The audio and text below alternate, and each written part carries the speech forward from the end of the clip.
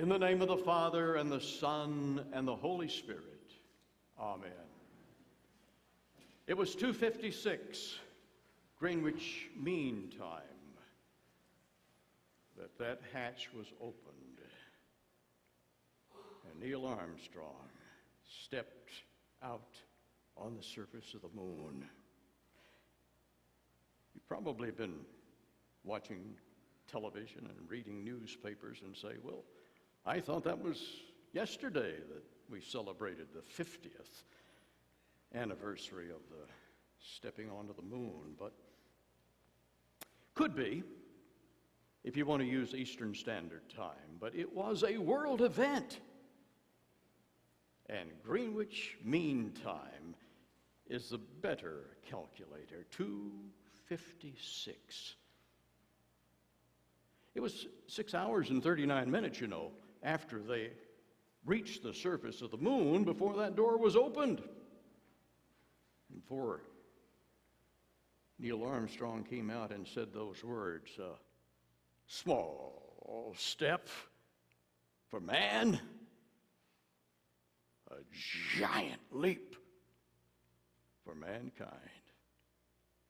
It was because then it was the main thing. It wasn't always the main thing. For years, even hundreds of years, we had dabbled in space.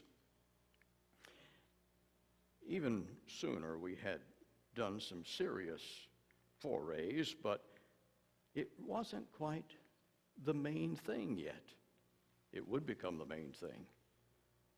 Putting 3 men on the moon, and later 24 men would go to the moon, and 12 would walk on its surface. But it wasn't quite the main thing yet. It didn't start being the main thing until that night we woke up. And we realized there was that funny little object there high in the heavens that had crossed over us several times during the night. They called it a Sputnik. It wasn't much. 185 pounds, 22 inches in diameter, no big deal. Simply transmitting radio signals.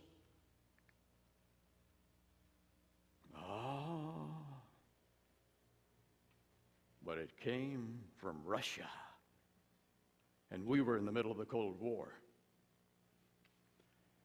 Now what wasn't so big is becoming the main thing.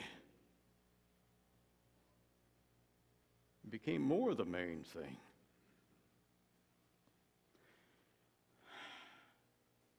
As the years went by, we look now back on that October the 4th, 1957, and it seems like such a short trip to April of 1961. But now the Russians were doing what we said we were going to do. Laka. That little dog is now swirling around in space. And a man by the name of Yuri Gagarin was up there making orbits. And we said, this has got to stop. This is becoming the main thing. And so we put Alan Shepard up there to go around. And then when he came back 20 days later, the President of the United States, John F. Kennedy, said, in essence, you know the main thing. And now the main thing must remain the main thing. Because it won't unless you keep the main thing the main thing. Actually, what he said was, we're going to put a man on the moon before the end of the century. And we did. It always helps to know the main thing.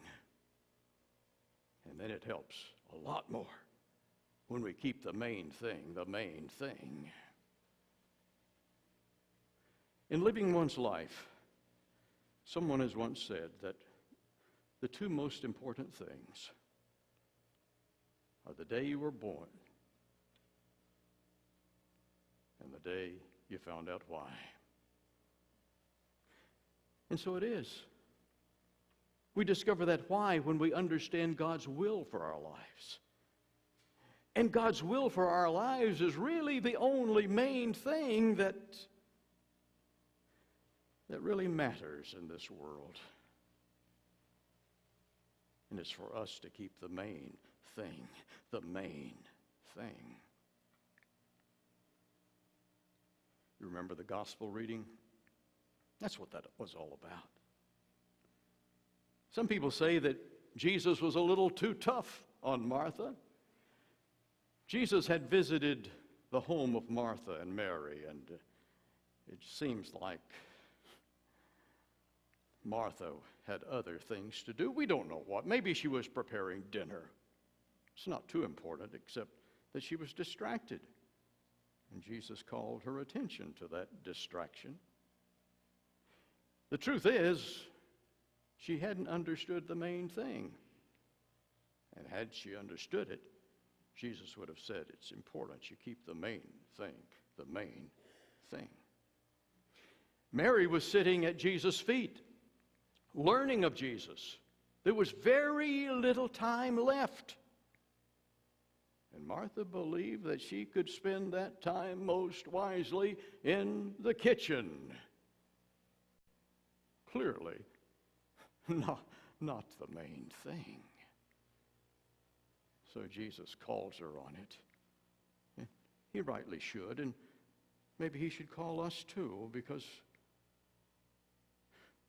that happens to us. We get busy, and then when we don't find that people are giving us the attention we think they should, we call out and we say, Lord, help me. Martha said it 3 times. Didn't say, what can I do for you, Lord? What can I learn from you, Lord? Me, me, me. She probably had asked her sister. Her sister didn't respond, and so now, Lord, you get on her. Doing what? Doing something that absolutely wasn't necessary, but that happens when we get all uptight. When we get all uptight, we don't understand God's purpose for our lives. And we go off in all kinds of directions, doing all kinds of things that don't really matter. We become so nervous, we just become one ball of activity that's useless. They say a grand piano has 240 taut strings. And of those taut strings is exerted sometimes 40,000 pounds of pressure. If you have just the right amount of pressure, oh, what beautiful music. Too much pressure, the strings snap. It's the way it is with us. There needs to be a certain amount of pressure in our lives or we become bored. We need the motivation of a little bit of nudging now and then. But when we get overcome by it and we believe the little thing that we are doing means so much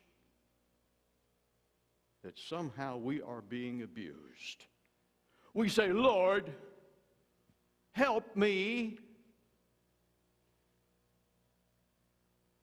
It wasn't, Lord, help me, help you. That should have been the message. because that was the main thing that he had intended for our lives. To make us vessels so that we could assist others. Why was Martha just running around all giddy and saying, I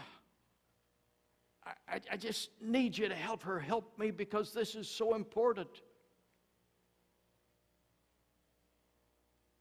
Martha, can you not see your sister here listening to the words I'm saying?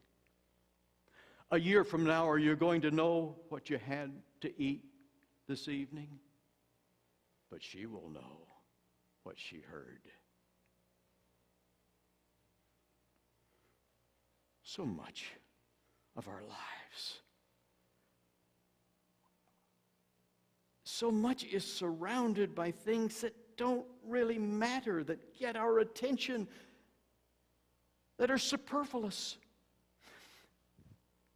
I have driven, I'm sure you've had this experience, through some beautiful mountain area.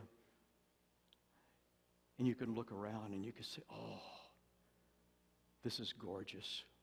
Look at this wonderful creation that God has made. This wonderful outlay of nature is just superlative.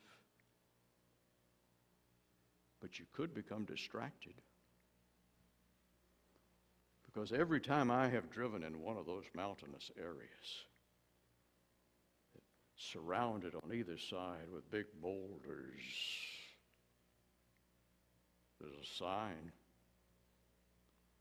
Watch out for falling rock. You can't. You'll run into a car. You can't be watching for falling rock. I think they meant fallen, but they never changed it. It's still falling rock. So you're driving along and you're looking for falling rock. That's the way it is in our lives. We're going through life waiting for something to happen instead of enjoying the now. Because the now is all we've got. Martha, come to the feet of Jesus and learn now. Because soon Jesus will be gone.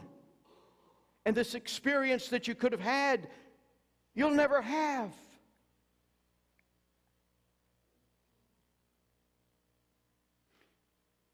And perhaps the worst part of this is, you know, when we have this kind of attitude, it rubs off. I'm glad that Mary didn't respond to her sister, but she could have. And what she learned that day would have been gone. Sometimes it happens in the church.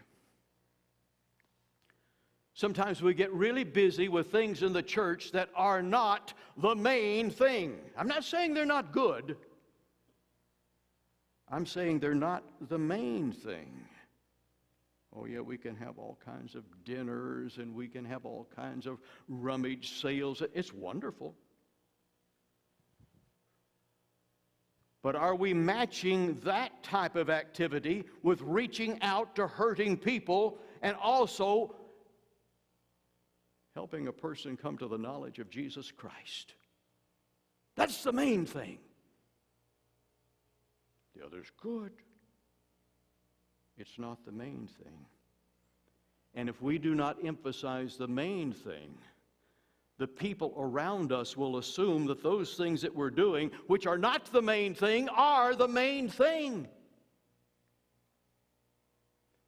And we will engulf those people. You see, it matters not just for what we're doing for our own good, but it's for the good of those around us. And sometimes people are contaminated in the church by do-gooders who are doing good for the wrong reason.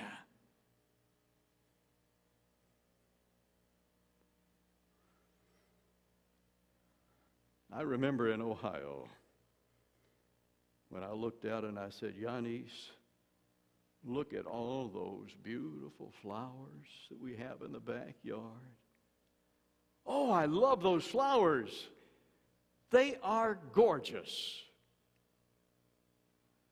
And Yanis said, dear, those are dandelions. Well, they're pretty. They are pretty. But you let a dandelion stay where the dandelion is, you'll have no lawn. Because it will sap all of the energy out of that place, and everything around it will die.